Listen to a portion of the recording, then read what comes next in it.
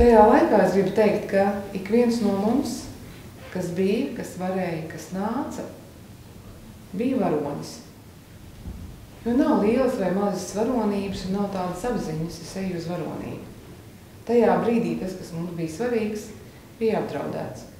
Un ik viens pirms 20 gadiem, vai tie bijāt jūs, kas reāli devās šeit Rīgas ielās un sargāja parlamentu, sargāja ministra padomu, sargāja televīziju, pret to, lai kāds viņu to atņemtu, vai tie, kas palika mājās, jūsu sievas, jūsu mātes, jūsu māsas, arī jūsu mazie bērni, kur tajā brīdī ar lielām acīm skatījās un nesaprata, kāpēc ir kāds no vecākiem kaut kur brauc.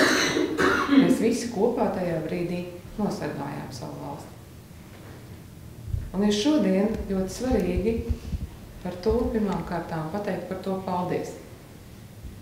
Bet vēl svarīgāk ir atcerēties to, ka tā vērtība, kur radās pirms 91 gada un kuru mēs nosargājām pirms 20 gadiem, ka viņa ir vērtība arī šodien. Tā ir mūsu valsts. Un lai kādi būtu laiki, vieglāki, grūtāki, lai kādas būtu krīzes, ir tādas pamatvērtības kā valsts, kas nav atsevišķi politiķi, kas nav atsevišķi nepareizi lēmumi, kas nav kaut kāds aizvainojums pret to.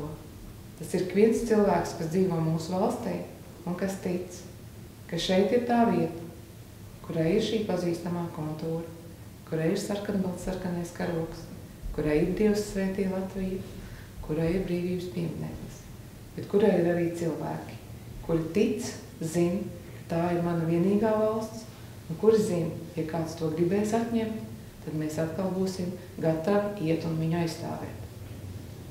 Paldies jums par to! Un es ticu, ka mēs varam, ka mēs būsim, un ka Dievs svētīs Latviju, un mums kopā izdosies. Ar 1991. gada barikāžu dalībnieku piemiņas zīmi par piedalīšanos Latvijas neatkarības aizstāvēšanā 1991. gada janvārī un augustā tiek apbalvots Juris Aleksandrovs.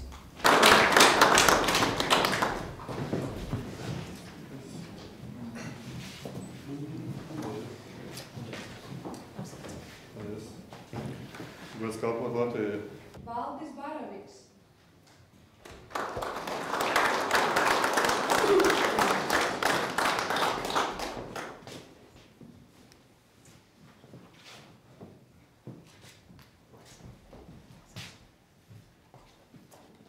Kalpot Latvijai. Andris Briņķis.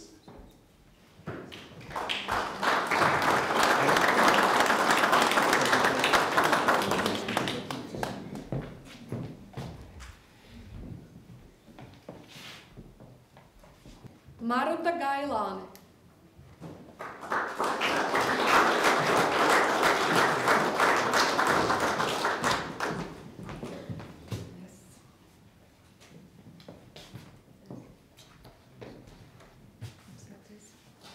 Gods kalpot Latvijai.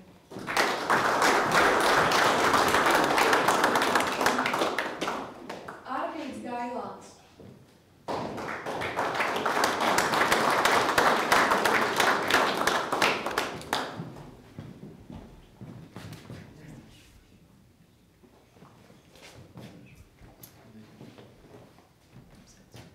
Jānis Rušinieks.